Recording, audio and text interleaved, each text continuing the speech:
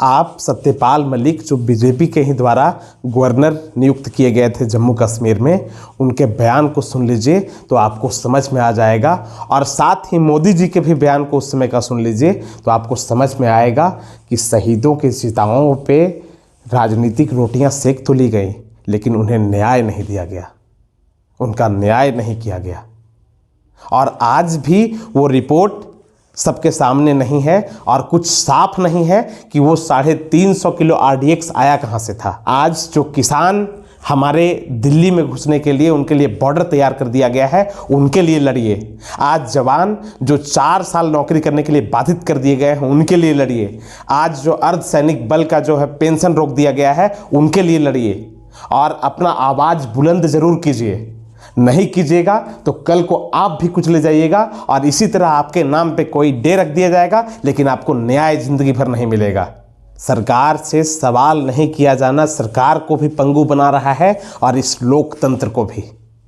आज भी ये नहीं बताया गया, सरकार के पास सारी एजेंसियां होते हुए भी ये नहीं बताया गया कि वो 350 किलो RDX आया कहां से था। इसके मतलब, और साथ ही आप जाइए जो उस समय के जो राज्यपाल थे सत्यपाल मलिक, उनके बयान को सुनिए, समझ में आ जाएगा कि जो सरकार की नाकामी थी, विफलता थी, उसको छुपाया गया सिर्फ, और कुछ नहीं। नमस्कार, प्रणाम, जोहार। मैं प्रताप कुमार उज्ज्वल।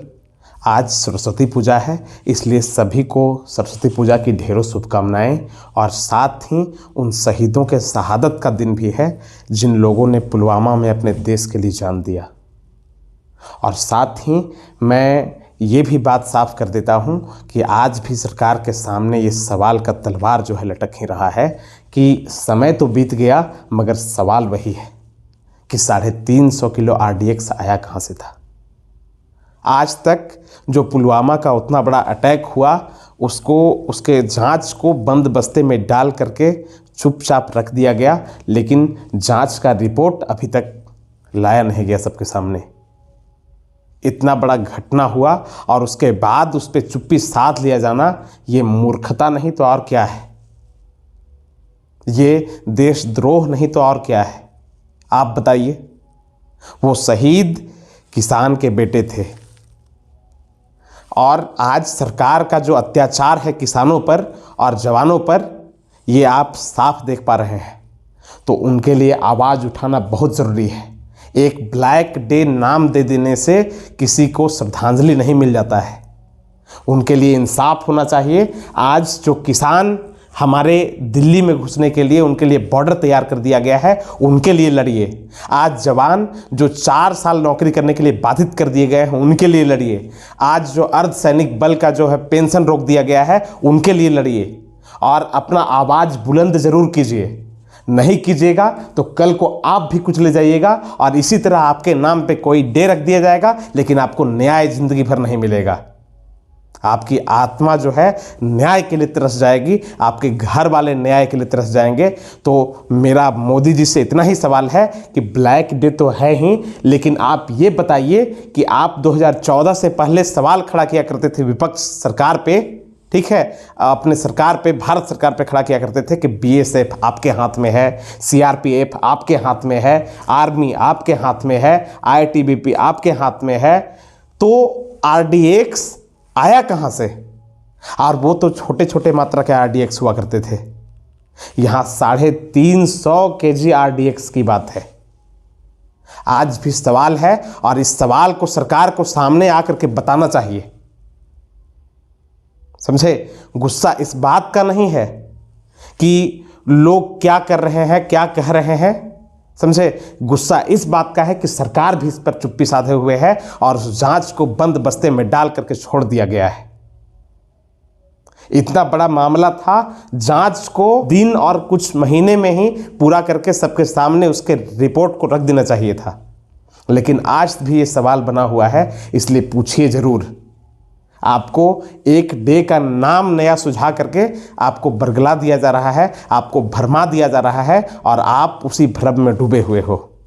एक सिलेबस बहुत लोगों के लिए आता है हर दिन।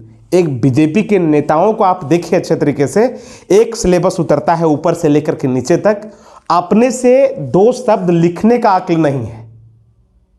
मैं लिख करके दे रहा हूं, अपने से 2 शब्द लिखने का अक्ल नहीं है उन लोगों के पास। एक सिलेबस ऊपर से नीचे तक उतरता है और उसे ही कॉपी पेस्ट मार करके अपने फेसबुक पर, अपने इंस्टाग्राम पर, अपने ट्विटर पर डाल देते हैं। बस उनसे मेरा इतना ही सवाल है, आप ये बता दीजिए कि 350 किलो RDX आया कहां से था।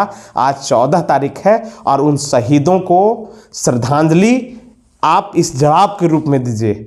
हम तो अपने चित्त से, अपने आत्मा से, अपने मन से उन सभी को श्रद्धांजलि दे ही रहे हैं और आप भी दीजिए और उन लोगों के प्रति आभार प्रकट कीजिए, उन लोगों के घर वालों के प्रति आभार प्रकट कीजिए कि उन लोगों ने देश के लिए जान दिया है। एक सहानुभूति उन परिवार, सभी परिवारों के लिए है जिन लोगों ने अपने बेटों को, जिन लोगों ने अपने पति को, जिन बहनों ने अपने भाई को खोया था। और साथ ही ये सवाल सरकार से है, सरकार इस चीज़ का जवाब दे। आज हमारे सामने एक भी सैनिक मरता है तो हमें जो दुख होता है, जो संवेदना होती है, जो वेदना होती है, आप क्या समझ पाओगे। कुछ पार्टियों को उससे फायदा तो मिल गया, फायदा तो उठा लिया उन्होंने, लेकिन आज तक इस बात का जवाब नहीं ला पाए सामने। जब सारी एजेंसियां आपके पास हैं तो जांच में किस बात की देरी। सरकार से सवाल नहीं किया जाना सरकार को भी पंगु बना रहा है और इस लोकतंत्र को भी। जो सरकार एक समय में कहा करती थी कि अगर आप ईंट फेंकोगे तो हम पत्थर से जवाब देंगे, वही सरकार आज इस पर चुप लगाए हुए है। आप क्या किए बदले के लिए, ये अहम बात नहीं है, लेकिन उस जांच रिपोर्ट को नहीं लाया गया सामने। और साथ ही आपके जो गवर्नर है सत्यपाल मलिक का जो बयान है, वो सीधा कहते हैं कि वो एक रचा हुआ षड्यंत्र था। जब सारी एजेंसियां सरकार के पास हैं तो आज तक जांच रिपोर्ट पब्लिक क्यों नहीं किया गया। आज तक जांच रिपोर्ट सबके सामने आया क्यों नहीं। आप सत्यपाल मलिक जो बीजेपी के ही द्वारा गवर्नर नियुक्त किए गए थे जम्मू कश्मीर में, उनके बयान को सुन लीजिए तो आपको समझ में आ जाएगा। और साथ ही मोदी जी के भी बयान को उस समय का सुन लीजिए तो आपको समझ में आएगा कि शहीदों के चिताओं पे राजनीतिक रोटियां सेक तो ली गई, लेकिन उन्हें न्याय नहीं दिया गया, उनका न्याय नहीं किया गया। और आज भी वो रिपोर्ट सबके सामने नहीं है और कुछ साफ नहीं है कि वो 350 किलो RDX आया कहाँ से था। बस एक दिन को किसी रूप में घोषित कर दिया गया कि ब्लैक डे है, वाइट डे है, क्या है नहीं है, समझे। इससे कोई न्याय तय नहीं होता है, न्याय की परिसीमा तय नहीं होती है। आज भी सरकार से पूछा जाना चाहिए कि आपने आज तक जवाब क्यों नहीं दिया। आप देखिए, शहीदों के नाम पे मोदी जी वोट तो मांग लिए, शहीदों के चिताओं पर राजनीतिक रोटियां सेक ली गई, लेकिन आज तक इस बात का जवाब नहीं दिया गया। तो एक बार पूछिए सरकार से, आप अपने अंदर के जो नागरिकता को जगाइए और सवाल कीजिए सरकार से कि ब्लैक डे तो भैया मना ही रहे हैं, उनको श्रद्धांजलि हम हर साल देंगे, लेकिन आप ये बताइए कि आज तक उनके साथ न्याय क्यों नहीं हुआ। आज तक उनकी रिपोर्ट को सामने क्यों नहीं लाया गया सबके सामने। आज भी ये नहीं बताया गया, सरकार के पास सारी एजेंसियां होते हुए भी ये नहीं बताया गया कि वो 350 किलो RDX आया कहां से था। इसके मतलब, और साथ ही आप जाइए जो उस समय के जो राज्यपाल थे सत्यपाल मलिक, उनके बयान को सुनिए, समझ में आ जाएगा कि जो सरकार की नाकामी थी, विफलता थी, उसको छुपाया गया सिर्फ, और कुछ नहीं। एक कांड के बदले दूसरे कांड को आपके सामने रख करके उसको दबा दिया गया, छुपा दिया गया और कुछ नहीं किया गया। जवाब आज भी मांगा जा रहा है, आज भी सवाल खड़ा है, आप जवाब दीजिए। हर बार इस तरह से बचा नहीं जा सकता है। और साथ ही आप सभी दर्शकों से आग्रह है कि आप भी उन शहीदों के प्रति एक संवेदना रखिए, उन शहीदों के परिवारों को एक हिम्मत बंधाइए अपने माध्यम से और उन्हें एक भावपूर्ण श्रद्धांजलि आज के दिन दीजिए। इसी के साथ जय हिंद, जय भारत, वंदे मातरम।